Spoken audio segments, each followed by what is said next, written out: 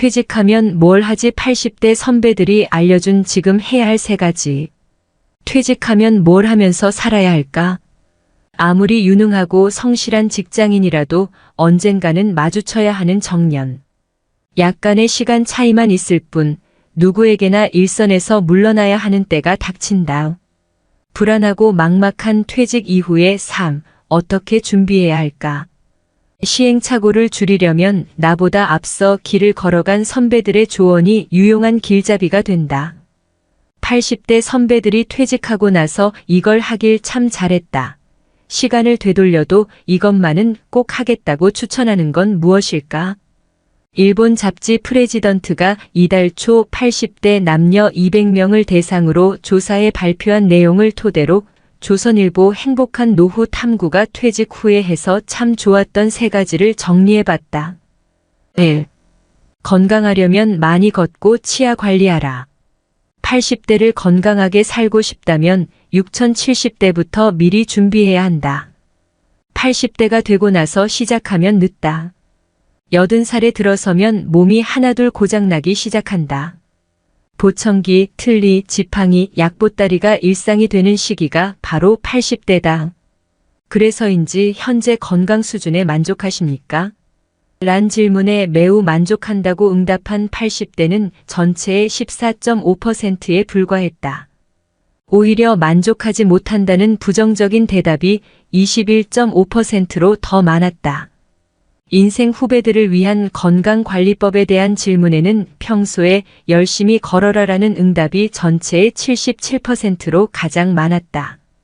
젊을 때부터 관리하면 좋을 신체 부위로는 응답자의 81%가 치아를 꼽았다. 그 다음 허리, 하반신, 눈, 머리 두발 순이었다.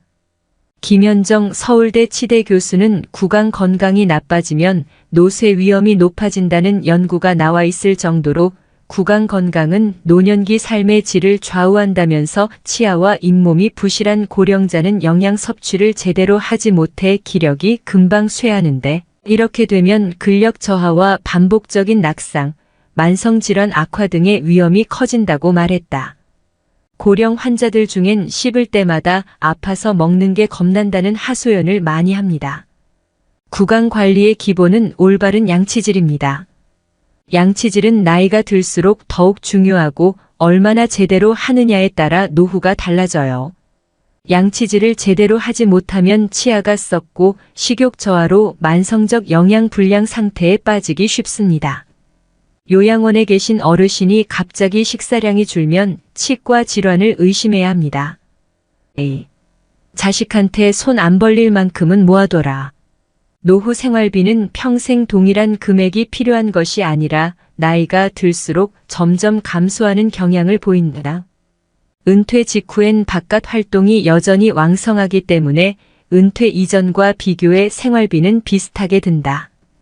그러나 나이가 들수록 외부 활동은 뜸해지고 배우자 사망 등의 변수도 생겨 가계 씀씀이는 점점 감소한다.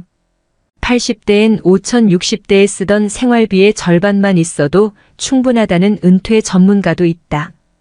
베스트셀러 87세 비즈니스맨, 지금이 최고 전성기를 펴낸 88세 코리아 마시로 씨는 나이가 들수록 소비 욕구가 약해지기 때문에 큰 병에 걸리지 않는 한 그렇게 큰 돈이 필요하지 않다면서 퇴직하고 돈을 더 많이 벌겠다고 자꾸 욕심을 내면 오히려 삶의 균형이 깨져 불행해지기 쉽다고 말했다. 노후 자금은 얼마나 준비해야 할까? 설문조사에 참여한 80대 남녀 200명은 자식에게 손 벌리지 않을 정도의 저축은 해둬라라고 했다. 이 밖에 연금만 갖고서 생활할 수 있게 미리 재무 설계에 힘쓰고 절약, 보험 가입, 대출 상환 등도 신경 쓰라고 조언했다. 70대 이하 후배들에게 권하고 싶은 투자 활동으로는 주식 투자가 최고로 뽑혔고 그 다음으로는 펀드, 연금, 일본 채권, 금투자, 해외 채권 등의 순이었다. 3. 퇴직 후 외로움은 널밭행으로 이겨내라. 생활비가 부족하면 어떡하지? 퇴직 후의 삶에 대해 대다수 사람들은 돈 걱정부터 한다. 하지만 80대 선배들은 노년엔 돈보다는 외로움이 더 문제라고 말한다. 특히 직장에 평생 헌신하며 살아온 회사올인형 남성은 퇴직 후 사회적 고립에 괴로울 수 있는 만큼 지루한 고독감을 극복하는 방법을 알아야 한다는 것이다. 설문에 참여한 80대 선배들은 노년 고독을 이겨낼 구체적인 방법으로 취미 활동에 참여한다. 지역 활동에 참여한다. 부부 대화를 자주 한다. 부부가족 여행을 떠난다 등을 추천했다. 늙으면 부부밖에 없다는 말이 있다더니 설문에 참여한 80대 응답자 10명 중 7명은 인생에서 소중히 생각했어야 할 사람은 누구인가라는 질문에 배우자라고 답했다. 퇴직 후 고독감을 없애기 위한 최고 방법은 재취업이라는 의견도 있다. 회사에 매일 가서 사람을 만나면 고독감은 저절로 해소된다는 것이다. 또 출퇴근을 매일 하면 자연스럽게 건강도 유지되고 작게나마 수입도 생기니 그야말로 일석삼조다.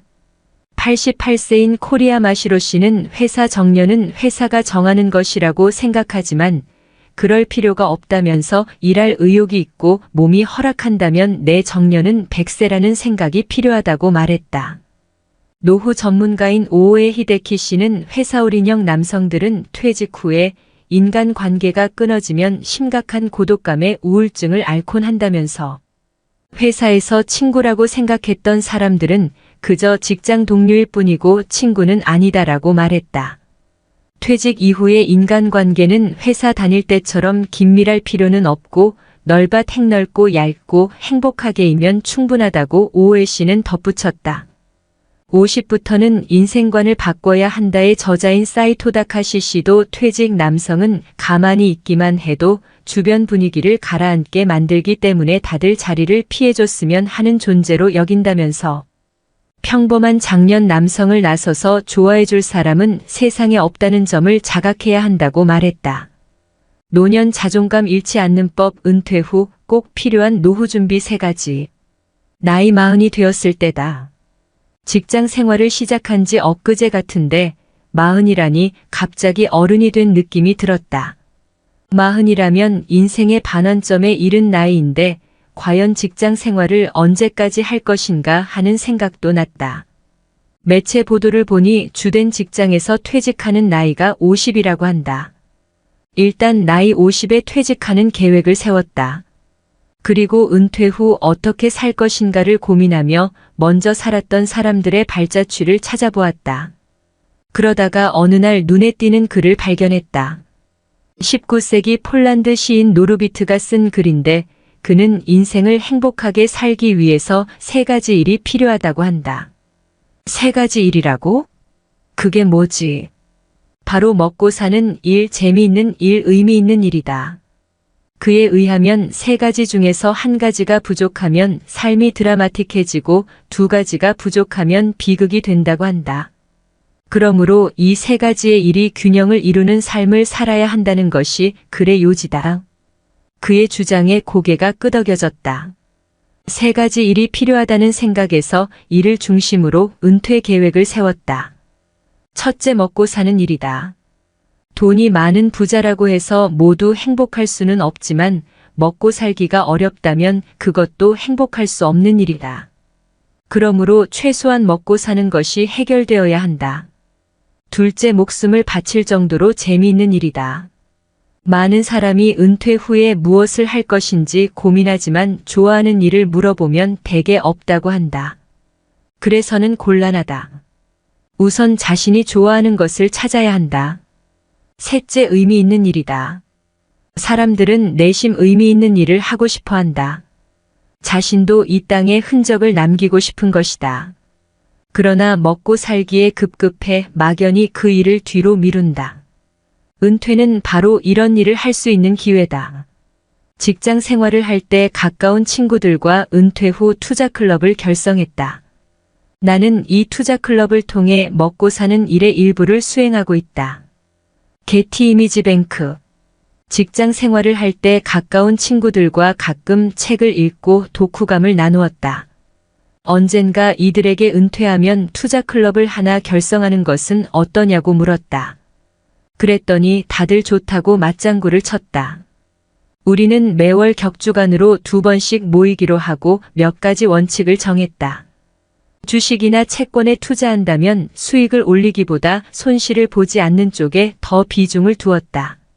모두가 공감하면 투자하지만 한 사람이라도 부정적이면 투자하지 않았다. 물론 이렇게 내린 결론이 늘 옳았던 것은 아니다. 그러나 토론하는 과정을 통해 새로운 점을 발견할 수 있었고 적어도 편견에 빠져 그릇된 결정을 내린 적은 없었다. 이 모임은 지금도 하고 있다. 먼 친척보다 가까운 이웃이 낫다는 속담도 있지만 자주 만나다 보면 정도 두터워지기 마련이다. 은퇴 후 인연을 많이 정리했는데 투자클럽은 내가 참석하는 몇 개 안 되는 모임이다. 나는 투자클럽을 통해 먹고 사는 일의 일부를 수행하고 있다. 퇴직할 무렵 이웃에 사는 성당 교우가 내가 학교 다닐 때 드럼을 친 것을 알고 몇 사람이 모여 밴드를 결성하자는 제의를 한다. 악기를 손에 놓은 지 오래되어 내가 과연 할 수 있을까 고민하다가 그의 제의에 응하고 음악학원에 등록하여 다시 드럼을 익혔다. 이미 기초는 다져 있는 터라 두어 달 배우다 보니 예전의 감각을 되찾았다. 내친 김에 콘트라베이스도 배웠다. 그때부터 동네 이웃들과 밴드를 결성하여 10여 년 이상 정기적으로 연주회를 개최했다. 동네 이웃과의 음악회를 통해 재미있는 일을 추구했다. 100만기. 우리 밴드의 연주는 조용히 감상하는 여타 음악회와는 달리 맥주를 한 잔 걸치고 박수로 호응하며 때로는 춤을 추기도 한다. 이름만 대면 알만한 지인이 음악회에 와본 후 우리나라에 이런 문화가 있는지 몰랐다고 하며 즐겨 참석했다. 동네 이웃과의 음악회를 통해 재미있는 일도 추구한 셈이다. 그러다가 어느 날 비보를 접했다. 회원 한 사람이 불의의 사고로 불귀의 객이 된 것이다. 그 후 팀을 해체했는데 그와의 추억을 떠올리면 지금도 그때가 그립다. 10여 년 전 매체 보도를 통해 영국의 제3기 인생학교 U3AUNIVERSITY of the CRD Age가 있는 것을 알았다. 노인이 돌아가시면 도서관 하나가 불탄다는 격언이 있다. 시니어들은 생을 살며 터득한 경험과 지식을 주위 이웃들에게 나누어주고 싶어 한다. 그러한 원리로 설립된 것이 바로 영국의 인생학교다. 나는 이런 학교가 우리나라에도 꼭 필요하다고 생각했다. 2012년 보건복지부가 주최하고 국민연금공단이 주관한 은퇴 후 8만 시간 디자인 에세이 공모전에 나의 생각을 요약하여 서로 가르치고 배우는 학교란 제목으로 응모했는데 시류에 맞는 주제인지 대상에 뽑혔다. 여기에 힘입어 2013년 분당에 아름다운 인생학교를 세웠다. 그리고 2020년에는 위례 신도시에 위례인생학교를 추가로 설립했다. 인생학교 설립은 내가 추구했던 의미 있는 일 중에 하나다. 100만기. 인생학교가 분당과 위례에 설립된 후 여러 기관과 시민들이 찾아왔다. 앞으로 인생학교가 지역 곳곳에 세워질 것으로 전망한다. 최근 경기도 관계자와 산하도시에 인생학교 설립을 모색하고 있다. 인생학교는 단순히 지식만 나누기보다 은퇴 후에 뭘 할지 모르는 이웃들에게 여러 가지 팁을 전해주고 친구가 되기도 한다. 통계청에 의하면 우리나라 노인의 자살률이 OECD 국가 중에서 1위라고 하는데 인생학교가 전국으로 보급되면 자살률도 어느 정도 낮출 수 있지 않을까 기대하고 있다. 인생학교 설립은 내가 추구했던 의미 있는 일 중에 하나다. 지금까지 노후에 행복하게 살 수 있는 일 3가지 즉 먹고 사는 일, 재미있는 일, 의미 있는 일의 사례를 소개했다. 사람마다 가치관이나 관심사 그리고 경제적 눈높이가 달라 어느 것이 정답이라고 딱히 정할 수는 없으나 노르비트가 권한 3가지 일이 인생 2막을 살아가는데 해답은 줄 수 있다고 본다. 흔히 은퇴 준비라면 먹고 사는 일에만 치우치기 쉬운데 3가지 일이 균형을 이루도록 후반생을 잘 설계해야겠다.